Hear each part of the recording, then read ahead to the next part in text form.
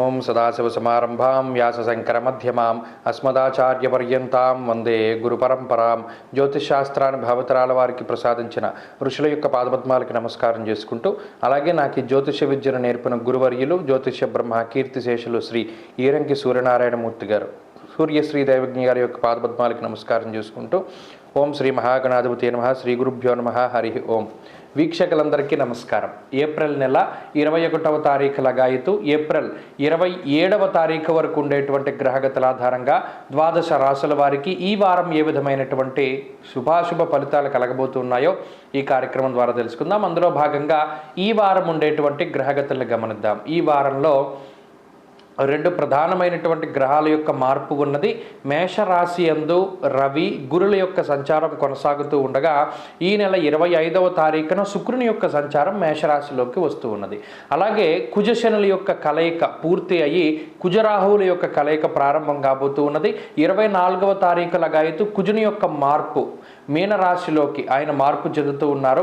మీనరాశిలో ఇప్పటికే రాహువు బుధ గ్రహాల యొక్క సంచారం ఉండగా ఇప్పుడు వారితో పాటు కుజుడు కూడా కలుస్తూ ఉన్నారు. కుంభమందు శనేశ్వరుడు అలాగే కన్యా కేతువు ఉండగా ఈ వారంలో చంద్రుడు సింహం కన్యా తుల వృశ్చిక రాశుల్లో సంచారం చేస్తున్నారు. ఇటువంటి పరిస్థితుల్లో ద్వాదశ రాశుల వారికి ఏ విధమైనటువంటి శుభాశుభ ఫలితాలు కలగబోతున్నా తెలుసుకుందాం. అందులో భాగంగా సింహరాశి వారికి ఈ వారం మిశ్రమమైనటువంటి గ్రహస్థితి గోచరిస్తూ ఉన్నది. ప్రత్యేకించి రాస్యాధిపతి అష్టమ స్థానంలో ఉండేటువంటి దోషాన్ని దాటారు.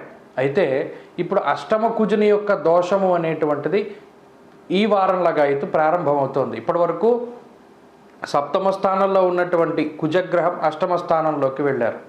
అయితే దీనివల్ల కాసరోగం ప్రపీడనం స్థాననాశ రుణచ్ఛేదము అన్నది శాస్త్రం. అనగా అష్టమంలో కుజుడు రాహువుతో కలిపి బుధగ్రహం కూడా అష్టమ స్థానంలో ఉండడం వల్ల దీనివల్ల స్థాననాశం రుణచ్ఛేదం అన్నది శాస్త్రం. అనగా స్థానచలనం కలగడానికి ఉన్నటువంటి ప్రాంతాన్ని వదిలిపెట్టి వేరే ప్రాంతాల్లో నివసించడానికి, అలాగే అప్పుల బాధ అధికం అవ్వడానికి, సంపాదన ఏ విధంగా అయితే ఉన్నదో గతంలో అదే మాదిరిగా కొనసాగుతూ ఉన్నా కొంత ఖర్చు అధికంగా ఉంటూ ఉండడం వల్ల కొన్ని సందర్భాలలో అప్పు చేసి మరీ కొన్ని పరిస్థితుల్ని సద్దుమణచడం అనేటువంటిది ఈ రాశి వారిలో కనబడుతూ ఉన్నది.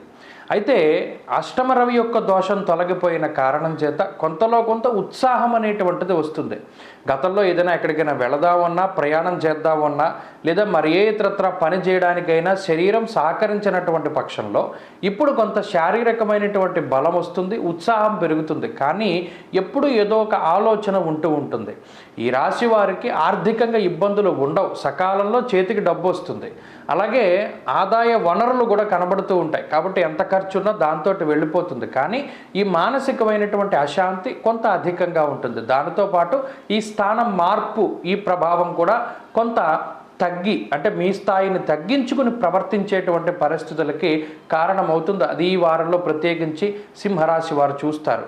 మతిమరుపు ఎక్కువగా ఉండడం, ఏదైనా ఒక వస్తువును ఒక చోట పెట్టి దాని గురించి మరలా మర్చిపోయి వెతుక్కుంటేనే కానీ దొరకనటువంటి పరిస్థితి, ఈ రకమైనటువంటి వాతావరణం ఉంటుంది. కొంత కుటుంబ సభ్యుల యొక్క సహకారం తక్కువగా ఉంటుంది. ఉద్యోగపరంగా ఒత్తిడి అధికంగా ఉంటుంది. వ్యాపార పరంగా కొన్ని అనవసరమైనటువంటి ఖర్చులు ఉంటాయి. విద్యార్థులకి గ్రహగతులు మిశ్రమంగా గోచరిస్తూ ఉన్నాయి. స్త్రీలకు ప్రత్యేకించి ఆరోగ్యం పట్ల శ్రద్ధ అవసరం. మరీ ముఖ్యంగా విద్యుత్ వల్ల, అగ్ని వల్ల, పదునైనటువంటి పరికరాలతోటి స్త్రీలు చాలా జాగ్రత్తగా ఉండాలి. సింహరాశి వారు ఈ వారం మరింత అనుకూలమైనటువంటి ఫలితాన్ని సాధించడానికై లక్ష్మీ నృసింహకరావలంబ స్తోత్రాన్ని ప్రతినిత్యం పారాయణ చేస్తూ ఉండడం చెప్పదగినటువంటి సూచన. ఈ వారంలో కలిసొచ్చేటువంటి రోజు గురువారంగా చెప్పవచ్చును. అదృష్ట సంఖ్య 6, అదృష్ట వర్ణము పసుపు. తదుపరి కన్యారాశి.